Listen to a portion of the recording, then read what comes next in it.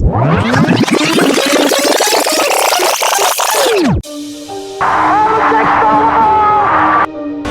there's a steal by Bird.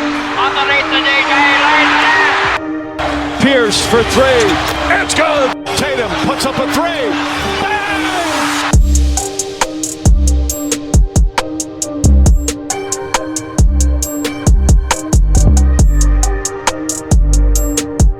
Welcome to the Celtics Rewind. I'm JP.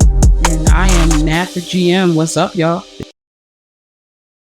What's up? This is another edition. This is episode 6 of the Celtics Rewind, talking all things Boston Celtics. I'm JP, the franchise. I got my co-host, one of the dope Boston content creators, Nat, the GM. What's up, Nat? How you doing?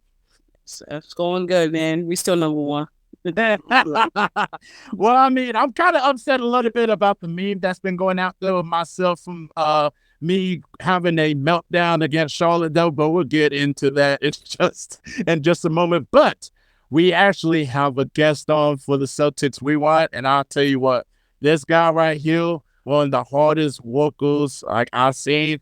His YouTube content, Gifted Hoops, just great channel. Y'all need to check it out on YouTube. He be covering all the teams. He gives really great analysis. He be doing film spaces. He's a Golden State Warriors fan. I still haven't forgave him in 2022. We have here Gifted.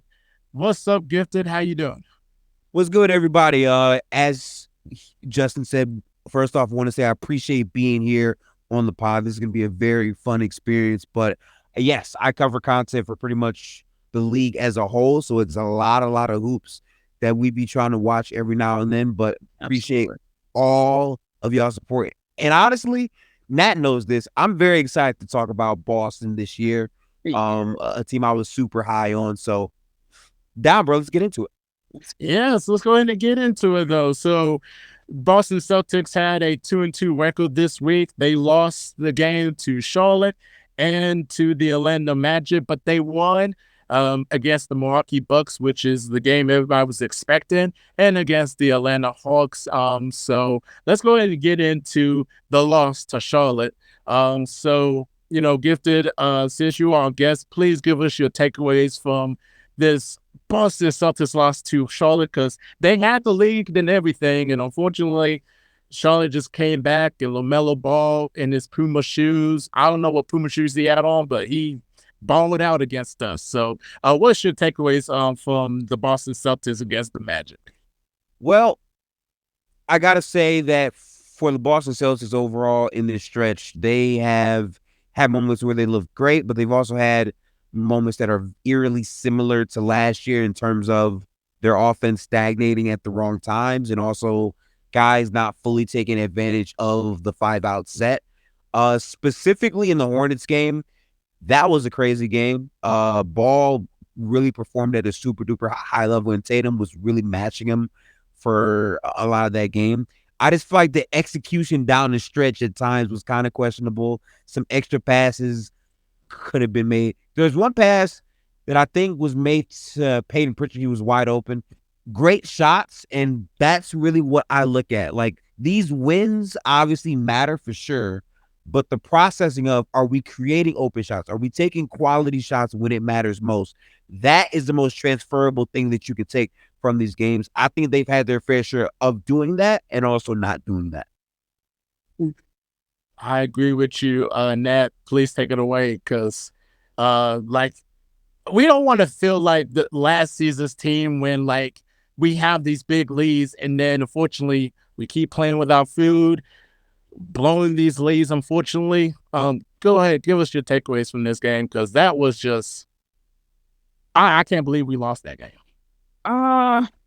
So that game I laughed. Honestly, I didn't. I was just like, okay. And I turned it off. Like I just turned it off. I was like, oh no, it was over. Teams, good or bad, they create habits, from the start of the season. There are habits that are created. So there are some good habits that Boston has made, and then there are some terrible habits that they have made. And one of the main bad habits is blowing leads. They let people back in games, which was a problem. The previous couple of seasons, they let people back in. And what you got to remember, and I say this, right, but then I'm like, but I'm trying to be a little bit tempered with what I'm saying and just like chill out, because there was teams that they were playing Washington. They blew them out and they made sure they didn't come back. Indiana, they never came back. They never had an opportunity to come back. There are games where when they have a lead, the lead is gone. They keep pushing it. And then there's games like this. So the reason why I'm not getting so low on it is because this is still the NBA. You can lose on any given night, and there's a lot of teams like Charlotte, they have nothing to lose. They have nothing to lose. They're going to play how they play. You are going for a championship. They're going just to get some guys, some development, and make sure LaMelo develops. And, then they got some, what's his name? Bridges, I think it's his name or whatever. Miles Bridges. Yeah. Miles Bridges. Yep. He's back, and they're getting him acclimated. They're trying to see what they have, but they have nothing to lose. So therefore, they have everything to gain. So they're going to go out, they're going to play their hardest, and that's what you get. That's going to happen to teams, Milwaukee just struggled beating Portland. Portland is a terrible team, and they were getting blown out, and they had to make the craziest comeback. Dirty ball. Portland versus Portland. Like, it's just going to happen, so I don't want to make it seem like Boston, they lose to Charlotte. Oh my God, there's no way they can win the championship. But they do have to remember that they have to make sure that when they have a lead, put the teams away that you're supposed to put away. So that's what I saw from the Charlotte game. Yeah, I'm kind of a little upset about the game. My YouTube videos out there talking about the Hornets, and I became a meme the next day, and everybody enjoyed themselves. So hopefully y'all enjoyed that YouTube video that's out there. It's just JP's my YouTube channel. Stress out. I was stressed out. Jason Tatum. I was so mad at Jason Tatum because of one reason only. He hit the shot, then he became Otto Porter Jr. and just ball watched, and the dude blew past him and made the layup. Yeah. It was just like, I was like, Jason, you are not Otto Porter Jr., okay? Like, come on now. But anyways, give credit to the Charlotte Hornets, though. But I guess the reason why is they was focusing on the next team, which is the Milwaukee Bucks. Everybody's been talking about this game. Oh my God, Drew Holiday's coming in against his former team. Oh my God, it's just this game that everybody was penciled in, and Boston it just looked like from start to finish they didn't care if the Bucks were in the lead. Like, they basically demolished, even though the score doesn't say it. They demolished the Bucks, unfortunately, from start to finish, though. So, what's your takeaways? Seeing the Boston Celtics recover from the loss to Charlotte and going up against the Bucks and getting that victory. Yeah, it shouldn't surprise people. Boston for years to me has been a team that at times can play down to competition, but against the really good teams, they wake up for those games. They play super hard and they set the tone really well. I love what you said too. The final box score might look close, but Boston was really dominating. I'm pretty sure at one point they were up nearly 20. And in the fourth quarter specifically, Boston just kept getting very good shots, very good ball movement.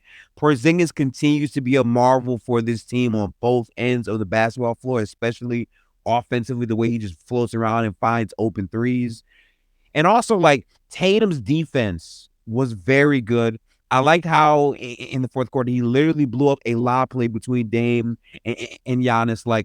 That type of effort level from Boston is something that you really want to see, because that's the team that people believe can go to the finals and have a lot of success. We saw that. Also, Chris Middleton looks cooked. Hate to say it. Yeah. Hate to say it. Chris looks kind of cooked. I got to, with all due respect, Chris Middleton looks kind of washed a little bit. And it's still early. You know what I'm saying? He came into the season not all the way healthy, so I do get that. But Boston just showed exactly everything that they could do. Drew Holiday's defense with Porzingis just shows how much of a different Boston team this is. I trust their defense to be real. I think that is arguably the best defense, and not a top 5 defense when it comes out to the playoffs as well. There's so much versatility that you guys have with all those lineups, but the way that they locked in when it mattered was the biggest takeaway for me when I watched this game. All right. Hey, great points right there, Nat. Go ahead and take it away right there. Your thoughts on the win against the Bucks. So the Bucks traded the wrong player. Chris Middleton is the reason why they weren't playing well. To give that to Drew Holiday was insane to me. I'm like, you mad? Drew Holiday was never supposed to be second in command. He was never supposed to be that. So you like putting that blame on him, it was ridiculous because he is your 3rd, 4th, 5th option on a really good team, championship team. That's common sense. So they gave all their hate and anger to Drew Holiday because he couldn't dig them out of a hole, that Giannis couldn't dig them out of a hole, but then Chris Middleton couldn't dig them out of a hole, but then Brook Lopez couldn't dig them out of a hole, so Drew Holiday got the blame. So it was ridiculous. Chris Middleton is absolutely good. He's going to have moments where he looks okay, right? But as it goes, and you can look at Clay. Clay doesn't look nearly the same as he did, 3 years ago, And even right now, I would take Clay over Chris Middleton. Give me Clay. But when it comes to Chris, he's lost not a step, couple of steps. Like people are getting by him. His defense was something that you could depend on, and now you can't. You can't depend on that defense anymore. So now, if you look, Milwaukee is a bottom 5 defense. What bottom 5 defense is winning championships? There isn't one. So that's the reason, that tells the story right there of why I'm not shocked by that Boston win. Because Boston is going to be a top 5 defense. They are going to be great defensively. They're going to be better than they were last year. Why? Because Kristaps gives them a different look than they've had in the past. It's hard to shoot over him. He is a guy that does not mind coming out to the perimeter, and he loves blocking shots. He's actually really good with his timing, blocking shots, but he bothers your shot, and that's just as good as a damn block. If he bothers you and he makes you rethink, and maybe I'll dribble back out, and you take more time off. Now you're questioning yourself, and before you know it, you're taking an ill-advised shot, and it's going back the other way. This defense is good. This defense is for real. Giannis is not going to be able to beat Boston by himself, and Dame, he can't guard a parked car, and he's not going to try. It does not matter. He's not going to try either. He's gonna, put his hands up, move them to the side. He's gonna do all the theatrics, and he's not stopping shit. So he's gonna have good offensive games, but defensively, you're gonna get what you want. You're just gonna get what you want. Offensively, you're gonna get what you want. When you play them, there's nothing that they can do. Also, big teller of that game. You trust Brook Lopez to get 20 plus points? Bro, he is booking. That is tight. Yeah, that was a lot. Yeah, that was a lot from Brook right there. When I saw that, I said, "Oh, damn, Boston in 5." I said, "Okay." You look at Brook Lopez. Was he 35? If you're gonna look at him and say, "Yo, take us home, get us that 20," oh man, I can't wait. Like, May can't get here quick enough because you're not going to win like that. Brook Lopez is not that guy anymore. He's going to have spurts. But if you're leaning on him like that, oh man, it's a long year for you. And also, Drew Holiday, he didn't play well offensively, but I love the fact that he didn't try to force it. He didn't try to say, "Man, you gave me up. Let me go get 25. That was another telling thing too, was because he said, "I'm just going to play A plus defense," and he did. So he knows what his role is on this team, and that spells trouble for Milwaukee. So that was a very telling game for both teams. That was a statement win. Give a huge shout out to Peyton Pritchard. He must have listened to your rant, Nat, about him being an issue for the Celtics, and just the past 4 games, even like against Charlotte, he had his best game, and it was wasted with a loss. And then against the Bucks, he did really well off the bench. So Peyton Pritchard, I was like, yes, finally, Peyton, finally, you're buying in. You're finally buying in. So, but great statement win by the Boston Celtics. And then heading over to Orlando, where they face a team that they could not beat last year, unfortunately, even though it was close, but they just could not beat them, unfortunately, and that's the Orlando Magic. And going into that game, you would be thinking that Boston probably going to have it's going to be tough for Boston, but it's going to be a close game. And then, unfortunately, Mickey Mouse and others in Orlando just had other thoughts about it, and they just decimated the Boston Celtics, 113-96. So, Gifted. I know you said that how dangerous is this Magic team? Like how dangerous are they to the Celtics in the East? So I find this funny because all summer long, basically, I did like a podcast with basically a focus on each individual team. And I got to the Magic and I'm like, okay, let's look at their roster and what this team really is. They're still a super young team. But I said coming in, the question is not going to be their defense. Their defense is going to probably be like a top 5 defense. They're going to be one of those like odd teams that are just so physical with length that bother teams. Their offense is going to be the question of how far they go.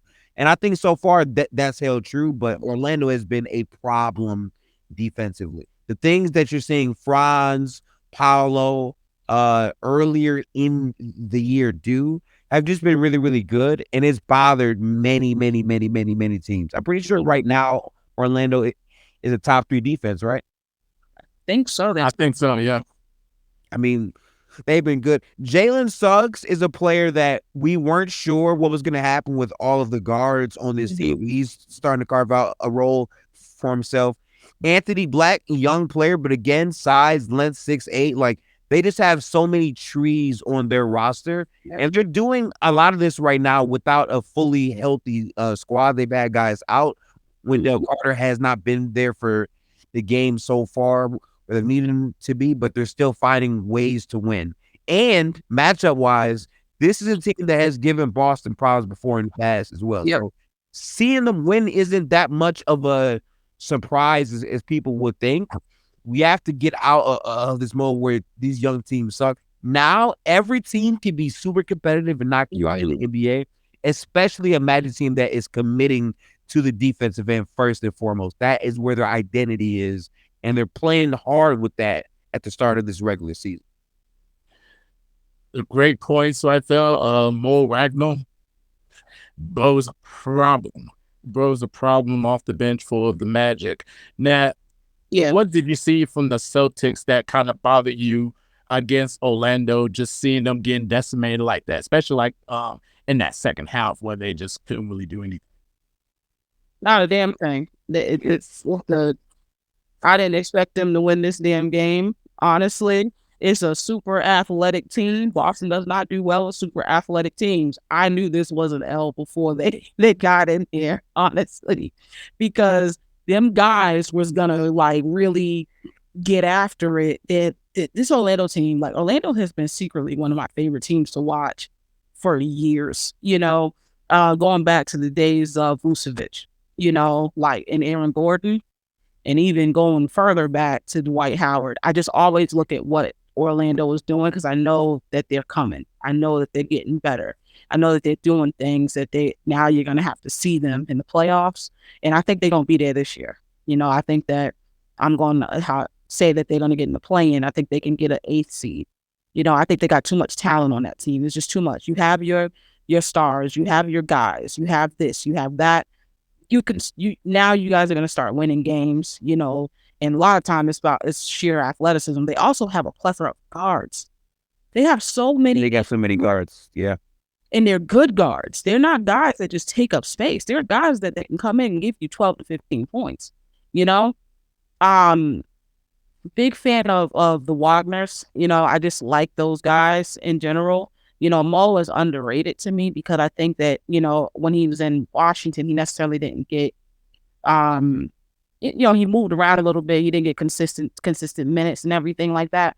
Young, big. He's still learning. He's still developing, but he's a guy that he can either be the 6th man, where you can rely on him off the bench, or he's a guy that on the right team, he can start because of the players around him. It's just the way he's going with his development. He's very good, so when it comes to this Orlando team, I was not shocked. I don't know why other people were shocked. Like, you can't win. You're not gonna win them all. It's just not the case.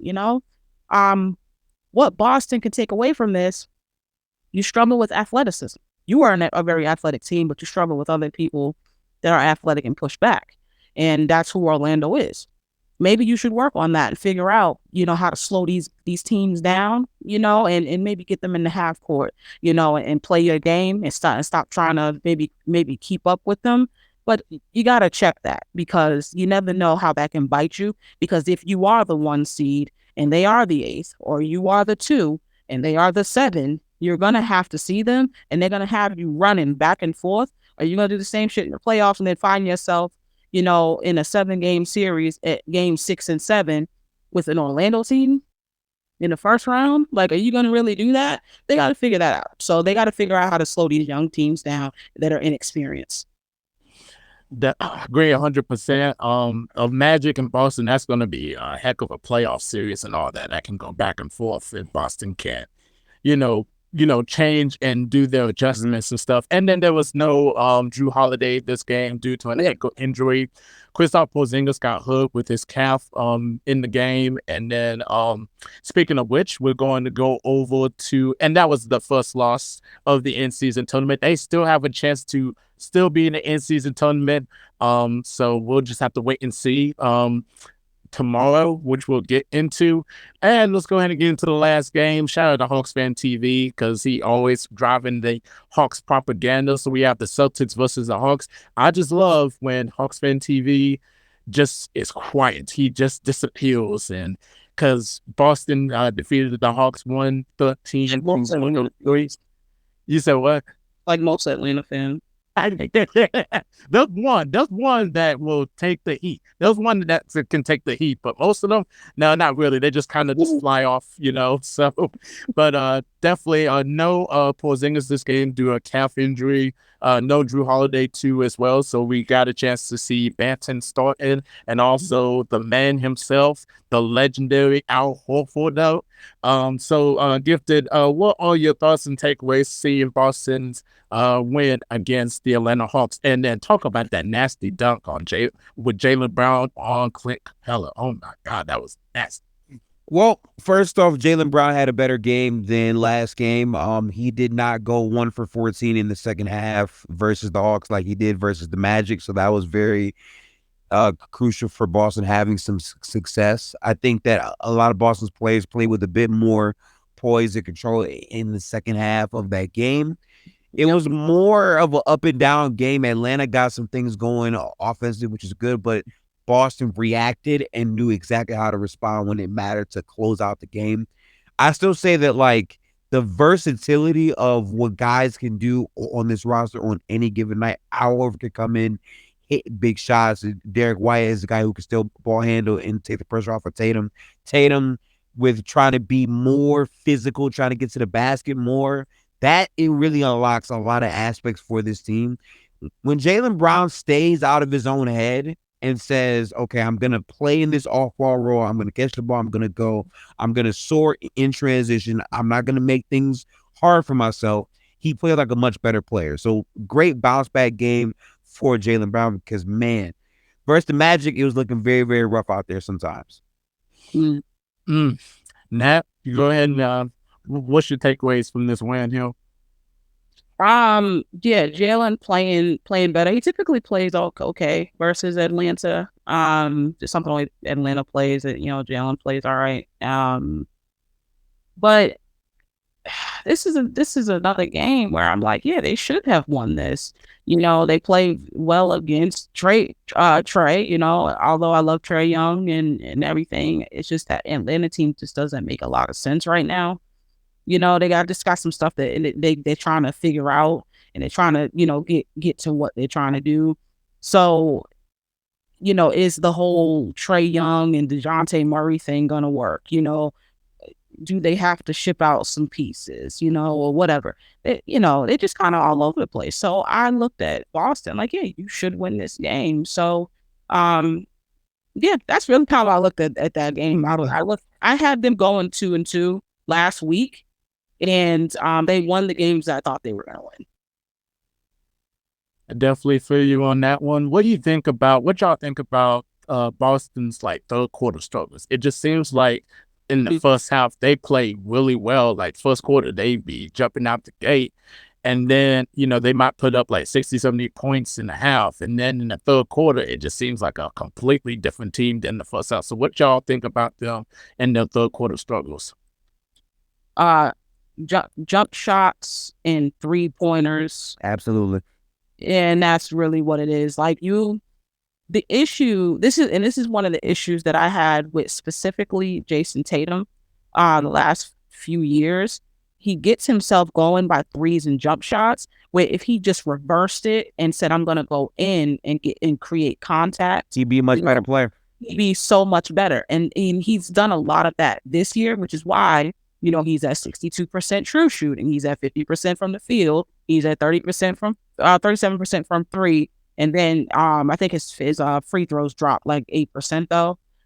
So that's something that has to be addressed as well. But there's a difference there because before he was in like the 50s with true shooting, and now he's in the 60s. So you're doing something better, and that's because you're posting up more and you get hit in your mid range. Boston as a team though, they start shooting threes immediately. So third quarter comes in, three, and then ill-advised jump shot. Then it's a 2-on-1. You're going at the 2, and then it's a turnover. It's just a bad game plan of how to get themselves going. If they just dial it back and gotta do what you were doing in the first half, creating contact, taking good shots, they wouldn't have these third quarter woes. So that's what I see. If I'm highlighting the third quarter specifically, I actually have the stats pulled up to back up what I saw here. Yes, go ahead. Boston shot 7 for 19 from the field. They shot 2 for 10. They had 3 assists. They had 3 turnovers. So watching the game is important, of course, but I feel like sometimes when they see 3-pointers, Boston can get into this mode where, okay, we have good shots, and they just take them and they kind of settle for the 3 instead of like really getting to the teeth of the defense and they're taking shots from that. Those types of shots compared to, I guess I'll take this shot, are different levels of shot quality, and the ball movement, like not staying consistent in some of those third quarters can be a problem, especially when the other team is scoring at a much better clip than you are specifically in that quarter. Tatum, 0 for 4, a lot of jumpers here and there. Yep. His consistency in terms of trying to get to the basket more and specifically get into the free throw line more helps his game out a lot more compared to just, I'm going to take this off balance lean into or this long 3-pointer. Just the confidence and the patience to say, guys, we're going to get a good shot. We can have threes literally every possession. We're one of the best 3-point shooting teams in the NBA. Let's let that come to us. But if we can create something else, let's try to go for that too. I think that'll help the third quarters be a lot better moving forward. Nice. So great points by y'all. And yes, 2-2 record this week. And then now we got the upcoming games right here. Only 2 games this week because the in-season tournament's next week. So they got the Chicago Bulls tomorrow, and they have the Philadelphia 76ers on December the 1st. Obviously, everybody's penciling in for the Bulls tomorrow, but what's y'all's expectations for Boston going up against Chicago, going up against Philadelphia, and do you see them coming out with a 2-0 or 1-1 or 0-2? What y'all see? Man, that Bulls game is a trap game, bro. They should beat the Bulls, and that's the problem with that, right? The Bulls are a team that on paper Boston should easily be able to beat almost every year, but the Bulls are another team that matches up well with Boston for whatever reason. So staying locked in and focused on that game ahead of the other game that everyone wants to see, where it's Boston versus the 76ers, who, by the way, are up 20 points versus LA right now. That's, but that's going to have to be what they focus on a lot if they want to have success. I know for a fact that Bulls game is a trap game. They haven't won that many games. There hasn't been as much success, but you don't want this team to really pounce on you.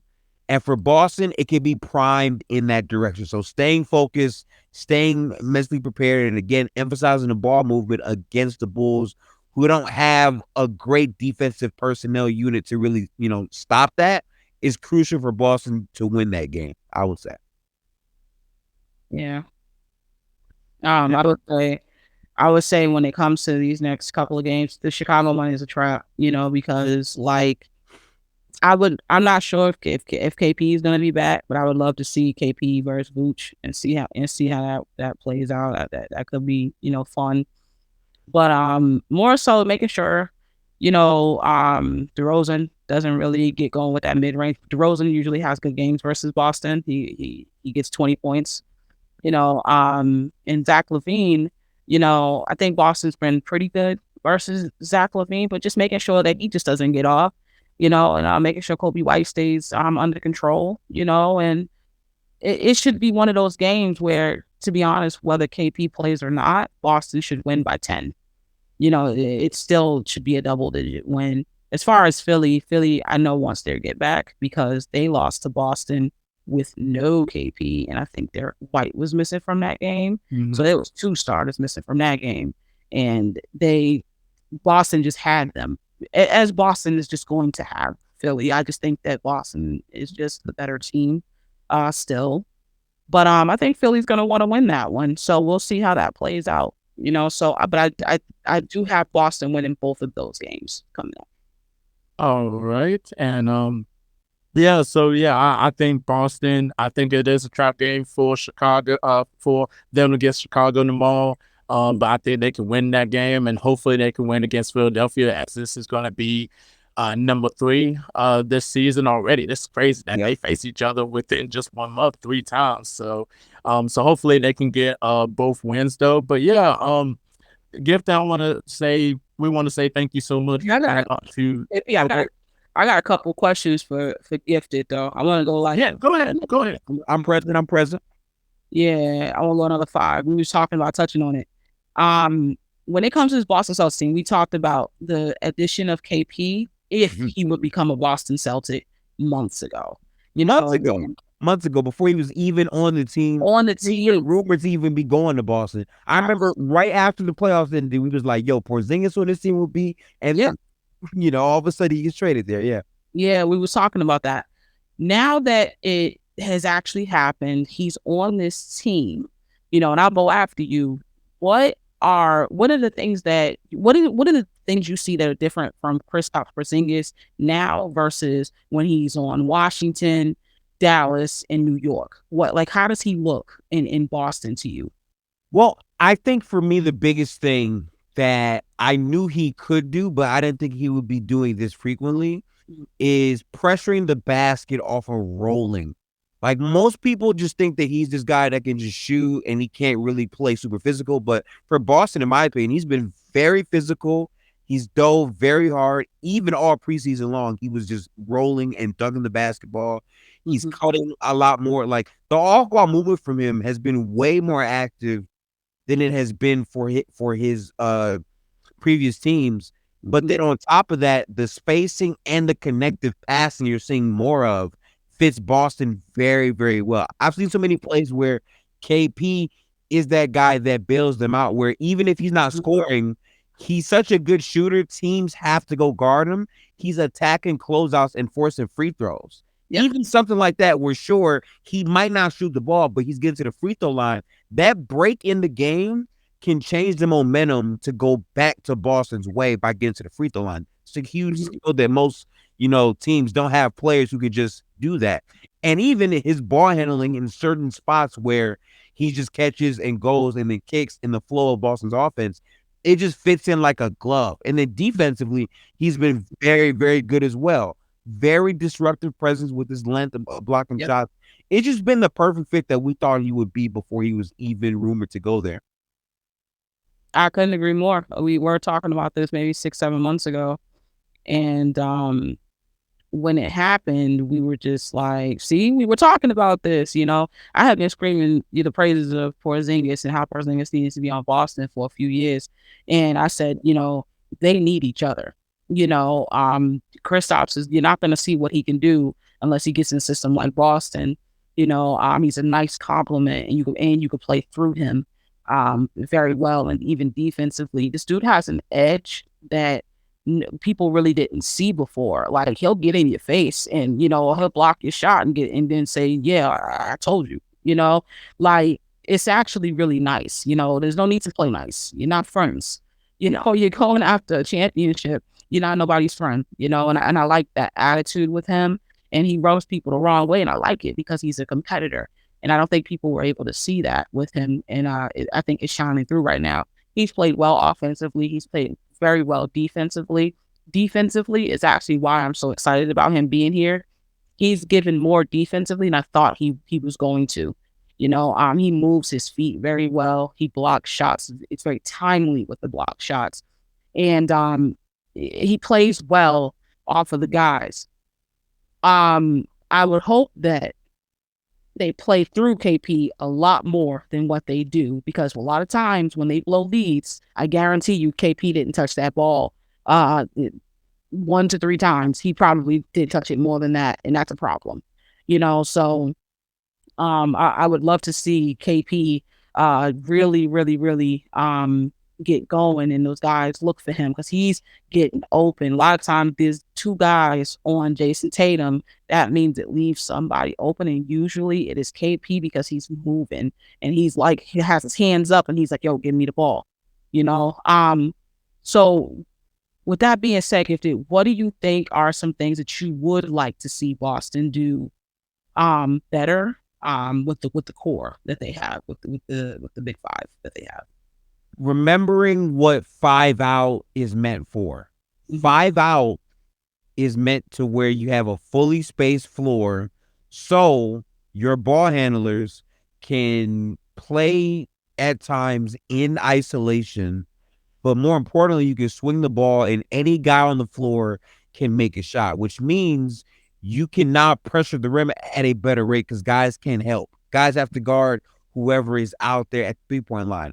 But not playing 5 out to where it's like, okay, we want threes. No, like, you're playing the 5 out to create the best look. Yeah. If you're getting to the basket and they're helping because you scored 2 times off that same action, now you kick and now you shoot, right? Like, those types of things compared to just falling in love with these jump shots over and over and over.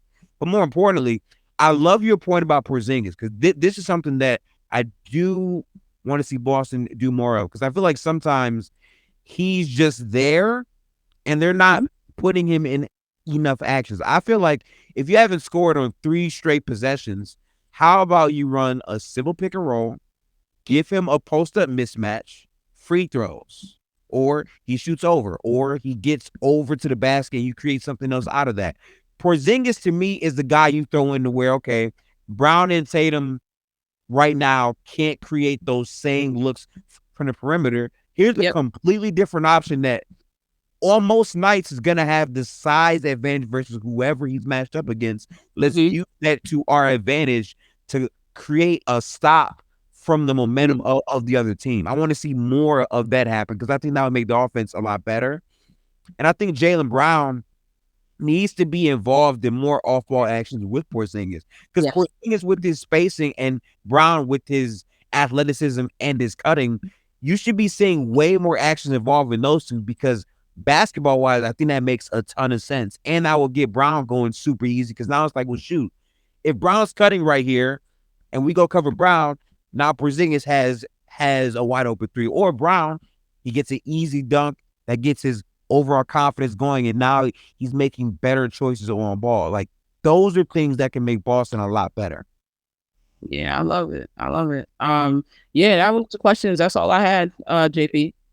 No, those were really great questions and great analysis from y'all both, man. I really do appreciate that. And I would love to see more Jaylen Brown and Porzingis combination. I would love to see more Drew Holiday and Porzingis combination. It's still kind of early in the season, though, so we'll see what type of adjustments Joe Mazzulla will make and all that. That's if he makes any adjustments, though. We'll just have to wait and see. So, but Gifted, we appreciate you being on Celtic Rewind. Just thank you so much. Tell the people where they can find you and what upcoming content that you have coming up. Absolutely. So you guys can find me on YouTube at Gifted Hoops, on Twitter at Gifted X Hoops, and also on Playback, playback.tv/Gifted Hoops. Currently, right now, I'm in the process of mapping out creative overall vision for current events in the NBA, but dissecting it through film. Last year, we did a ton of film spaces. Now I'm going to be bringing that with more regularity each week. Last week, we went through why the Wolves are a serious team, and we broke down the film of like all their games and why they've been so good. From week to week to week, we aim to bring this back. And specifically on Playback, Playback is basically like a site where you can watch the game and actually like look at film and slow things down and go forward.